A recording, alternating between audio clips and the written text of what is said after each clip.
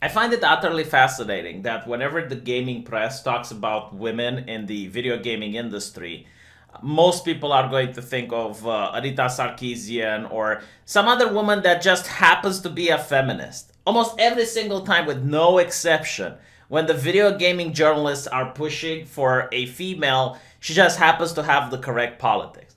Meanwhile, women like Amy Hennig remain mostly unknown to the public, which is quite a shame because while most people might not recognize who this person is, they will definitely know about video games like Soul Reaver, the Uncharted series, and most importantly, The Last of Us Part 1.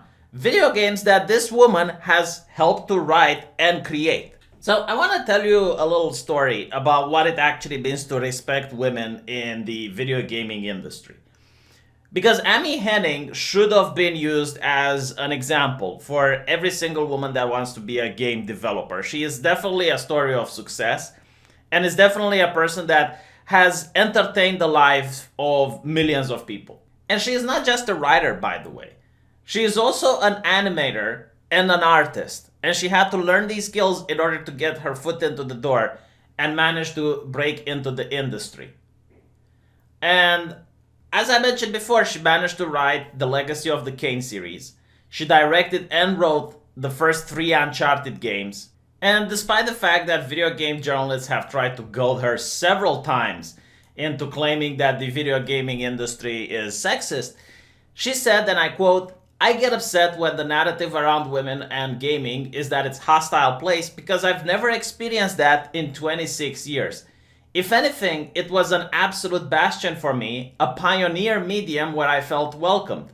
I think the internet is hostile. I think gamer culture can be hostile, but people should not conflate that with our industry," said Amy Hennig, creative director of the new Star Wars project EA's at Visceral Games. And she has constantly, in many articles, pushed back against the claim that the industry is sexist and said that the men around her actually help her reach to the top. Now, you guys know that on my channel I have said several times that whenever you see a far left dog whistle in a video game, it is the sign that the company has been co-opted by social justice activists. And social justice activists are some of the most bigoted people that you can find around. You will not be able to work with a social justice activist if you think differently than they do, because they are going to make everything in their power to either try to fire you or to make the workplace so hostile that you are going to be forced to leave. And it's what actually happened with Amy Hennig when she butted heads with Druckmann. Now, Druckmann is recorded on the internet saying that he had an awakening when he heard Anita Sarkeesian's videos. And he had a change in philosophy, and he definitely believes that video games should improve and video games should do better in order to help women, which is a philosophy that Amy Hennig does not share. And because of that, Amy Hennig has left Naughty Dog over quote-unquote creative disputes. Now, we do not know exactly what those creative disputes were because she had to sign a non-disclosure agreement when leaving the company in order to get a severance package, which is a common practice, it seems, for the people who work at Naughty Dog. But insiders and other people have speculated that the way they changed The Last of Us, her original creation and story, might have been part of those creative disputes.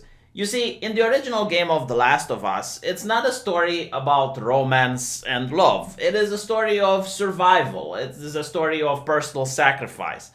And if you play the original game, there is no mentioning that one of the characters could end up as being gay.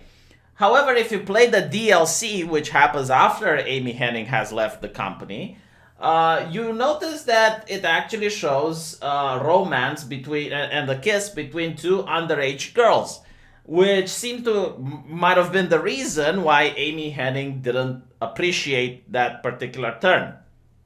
Now, Druckmann is the person that decided to take over after Amy Hennig left and tried to make the company more quote-unquote progressive. So he does what I just mentioned, creates Ellie into a lesbian and gives her another underage girlfriend. But this isn't it. Like, you need to understand, Drachman is a person that in public says he cares about women in the video gaming industry. He wants to bring more women and to value their contributions in the video gaming world. So what is the first thing that he does? Well, the first thing that he does is to throw out Amy's entire Uncharted 4 script. Again, like, this is the creator of Uncharted. Without her, you wouldn't have this very successful game which actually put Naughty Dog on the map to begin with. But I suppose the original story wasn't progressive enough. It wasn't social justice-y enough for Drachman's preferences. Even though it was written by a woman, something that Drachman claims he cares about, it needs to be thrown into the garbage and the whole process needs to start over again. The problem is that the developers who were almost finished now have to restart from grounds up, and there is a deadline where it's expected that the game will launch. So this gets the entire development team back into crunch mode, meaning they have to now spend many extra hours at the office in order to fit Drachman's ego. Which is really interesting because I bet there were a couple of female developers which now have to spend extra hours at the company rather than go home. But this is how it is when you care about women. I suppose a woman spending more time with her loved ones and her family is oppressive, but spending extra hours in a cold, open office is progressive. So the game gets delayed many times because it has to go through this complete rewrite, and the story is mediocre, to say at best. I've played the last Uncharted, and I could make an entire video to question many of the story decisions. And apparently, Drachman also took the time to say how he had to remove the fat date costume because it was quote-unquote offensive. I guess the work of a woman, Mrs. Hennig, is offensive. This is what I really hate about the social justice activists, the hypocrisy. Like, they care more about fictional women and pixelated characters than about actual flesh and blood women in real life. Because this is like what you need to understand, okay? I wouldn't mind if this was a person that wanted to reach to the top and Hennig was in his way. So he had to push her away in order for him to get control of the studio and have things run the way he wants them to run. Like, that would be fine. But he comes in and he claims that he cares about women in the gaming industry. He does the correct talk, he says the correct things, but when you look at his actions, he oppresses his staff to the point where there is a 70% turnover within his company. That means like 2 out of 3 people cannot stand to work in that toxic environment which he has created, that he is responsible for. He gets one of the most important female game developers within the industry to resign because of a confrontation with him. And then he goes around and talks about how much he cares about women. And this is such a cookie-cutter social justice activist. The only thing that's missing, the only thing that would complete the picture is if he were to go on the Twitter and tell people not to buy his game. Oh wait, he actually did that. At this point, I have a request for our fans. If any of you in any way hate homosexuals, people of a different color, or women, please do this one favor. Leave us alone. Don't come to our shows and don't buy our records. Yes, absolutely. And you know what's even like hilarious? After he gets his staff to work overtime, after he gets the most toxic environment that I have ever heard about in any video gaming company ever. Like 70% turnover. Where on earth does that happen? How can you even create a remotely good product if the people that are there are constantly quitting? And then new people come in and have to pick up the work that someone else left it off. How can, like it's impossible.